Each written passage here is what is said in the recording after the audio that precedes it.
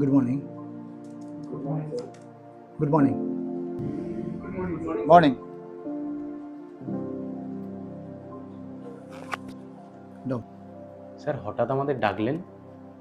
একটা বিশেষ কারণে তোমাদেরকে ডাকলাম। হ্যাঁ স্যার বলুন। হ্যাঁ স্যার। তোমরা তো জানো কোম্পানি 1-1.5 বছর ধরে লসে রান করছে, তাই কোম্পানি একটা সিদ্ধান্ত নিয়েছে কয়েকজন স্টাফকে সে কম করবে। হঠাৎ স্যার? হঠাৎ নয়, কোম্পানি তোমাদের সামনে দুটো অফার রাখছে। এক হচ্ছে 50,000 টাকা নিয়ে তোমরা এখন জব ছেড়ে দাও। 2 হচ্ছে প্রত্যেক মাসে এখন 10,000 টাকা করে দেওয়া হবে, আগামী 2-3 মাস কোনো স্যালারি দিতে পারবে না। যেটা তোমাদের ঠিক মনে হয় তোমরা আলোচনা করে আমায় জানাও, ঠিক আছে? আমার মনে হয় 50,000 টাকা নিয়ে চলে যাওয়াটাই ভালো হবে। আমারটা যদি একটু আর বাড়িয়ে দিত তাহলে খুব ভালো হতো বুঝলি।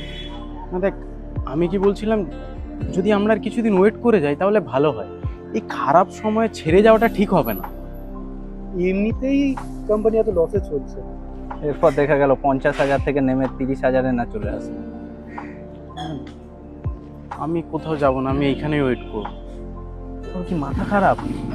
ভাই পকেটে যদি 50,000 টাকা থাকে না মনটাও ভালো লাগে। আর ওই কাজ আমরা কিছু একটা খুঁজে নেবো। এটা তুই ঠিক বলেছিস ভাই।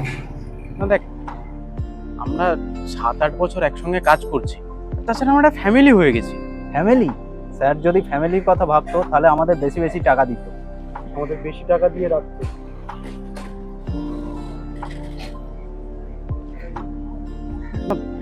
সেটা নয়, দেখ আমাদের তো স্যালারি বাড়িছে এই 2 বছর হলো। তুই চুপ কর।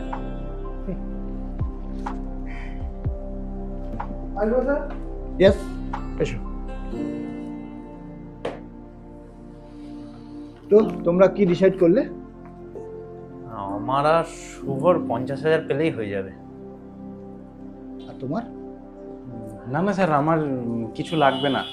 আমার সংসার চালানোর জন্য ওই 10,000 টাকা দিলেই হবে স্যার। কেন?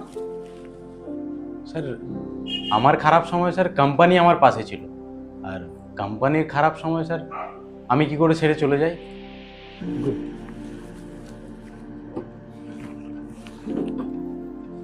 না দেখো,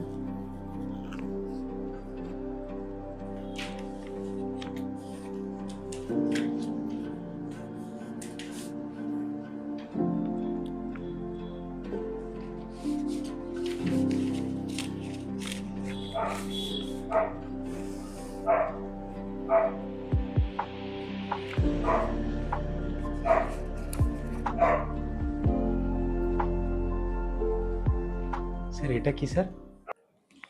তোমার প্রমোশন লেটার। কোম্পানি একটা টেস্ট রেখেছিল, তাতে তুমি পাস করেছো। Congrats. Thank you sir. Sir এটা কি হলো? দেখতেই পেলে চোখের সামনে। চলো এবার তোমরা আসতে পারো। যাও, পরে বুঝতে পারবে। চলো চলো, গো।